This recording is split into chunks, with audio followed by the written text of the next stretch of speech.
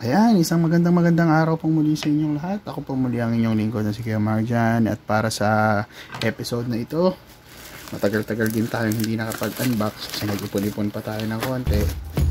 Pero itong i-unbox natin ay yung Infinix smartphone. Ayan, muli sa mga hindi pa nakapag-subscribe sa channel ko, please hit the subscribe button and notification bell for more videos. Ayan, kasalukuyan ko pong binubuksan itong Infinix. At yung details ng store kung saan ko nabili ito sa Shopee ay ilalagay ko mamaya. Ito yung Infinix official store naman. Actually, pangalawang beses ko nang bumili rito. At okay naman so far. Ayan. So ito yung Infinix Note 30 Series 5G. Ayan. Sabi niya ay with 4G gaming chipset and 5G 8 plus 256. Ayan, so ang amount niya lang ay 9,999 sa Shopee. Ayan, Shopee po yan, official. Ayan, pangalan na misis ko yan. Okay, so naghahanap tayo ng budget friendly na phone. So ito yung isa sa mga nakita akong budget friendly phone. Actually, re-retire ko na kasi yung Samsung ko na A23 at papalitan ko na siya kasi nagkakaroon na ng mga problem of ghost touch simula nung nahulog ko siya sa tubig. Ayan, so bumili na tayo ng bago. So yung misis ko naka Infinix, kaya napabili na rin ako ng Infinix kasi maganda rin naman yung quality niya as per my wife. Ayan, so yun. So ito yung Note 30. Ayan, 5G. Ayan, ito yung gold ang pinili natin. Ito yung mga key specifications ng ating phone.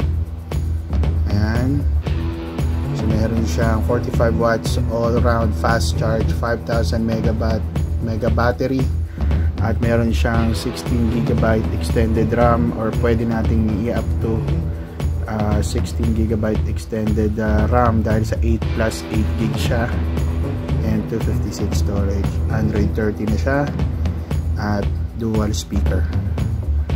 Ayan, so bubuksan na natin yan. Fresh na fresh pa from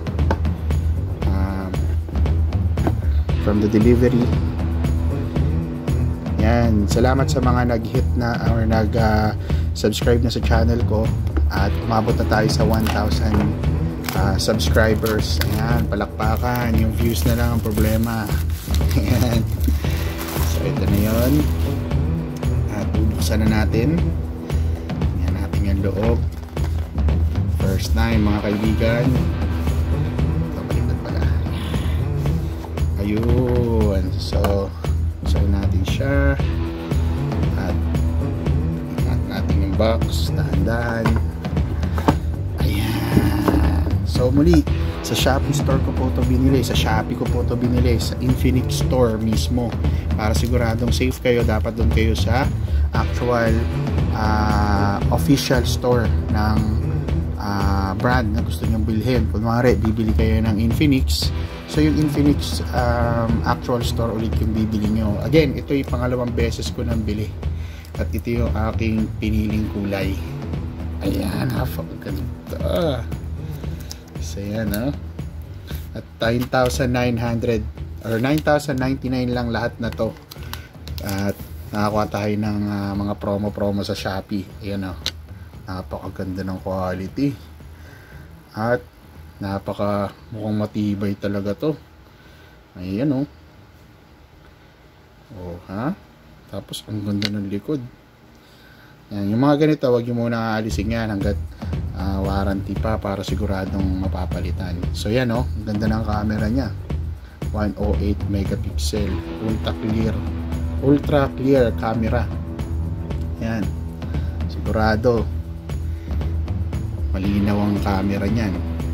So lalagay muna natin to sa gilid, titingnan muna natin yung mga kasama niya. Lagay ko muna to dito.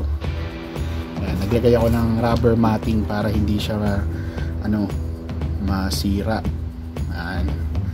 Tapos tingnan natin yung mga laman ng box.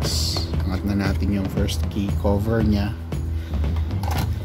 So meron siya yung basic, yung pangtanggal ng SIM card. Tapos yung ating tempered glass. Diba? Meron siyang kasama ng pangdagdag protection sa yung LCD. Kakabit natin yan mamaya. At syempre yung warranty card, kailangan yan, Infinix. Halagyan natin yung dito sa box. At meron na siyang kasamang official Mobile Legends na casing. Di ba? Astig. Meron na siyang kasamang Mobile Legends na casing. So yung mga mahilig mag-ML dyan, lagyan na natin dito. Salamat Infinix, ayan, sa pagbigay ng kasama na yung official casing. Ayan. At ang ano pa yung mga kasama niya, meron siyang kasamang syempre yung kanyang 45 watts Infinix specific charger. Ayan. At yung kanyang, alam ko type C na to mga bago ngayon type C na. Ayan, type C nga na cable. So far that's everything na nasa box. So yun na lahat yun. Okay. So yun. At mamaya tingnan natin, bubuksan natin for the first time yung ating phone. Actually mga phone na ganito meron yan dapat battery. Di ba? May battery na agad siya. So isang binasa ko yung mga vlogs regarding sa Infinix series Note 30 5G. Lumabas to sa India nung una. Ang pangit lang daw sa kanya is yung pag natapat siya sa araw, medyo hindi siya ganun ka linaw based sa kanilang mga spekulasyon. Pero yan, kitang-kita nyo naman, napakaganda ng quality. Meron na siyang kasamang casing at napakaganda ng kanyang camera. Napakaganda ng kanyang camera. Stick, nakakatakot. Yan. So, kumpletuhin ko lang to. Tapos ilalagay ko yung store na pinagbilhan ko nito. Again, legit na Note 30 5G yung dineliver sa akin. At siguraduhin lang natin again na pagbibili kayo ay dapat dun kayo sa official Infinix Note 30 store. Ayan, kumakahuli ng aking aso, naguguluhan na siya kasi gabing-gabi ito aking pag-unbox. So yun. At yan, kung hindi pa kayo nakakapag-subscribe, hit the subscribe button na notification bell for more videos.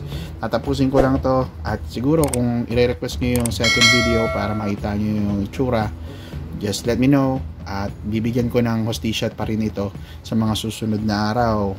Ayan, hanggang sa muli. Marami pong salamat sa inyong pagtutok. Infinix, maraming salamat. Infinix Note 30 5G pang Mobile Legends. Yan may ni Karina. At yung kanyang casing, napakaganda. Ayan, hanggang sa muli. Paalam.